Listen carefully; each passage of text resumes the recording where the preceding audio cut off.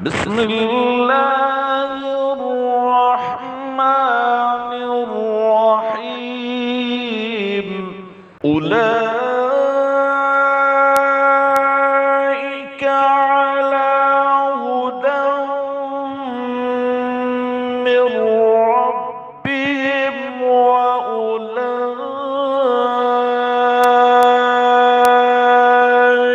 هم المفلحون. إن الذين كفروا سواء عليهم أأنذرتهم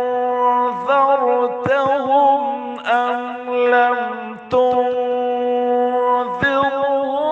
لا يؤمنون. ختم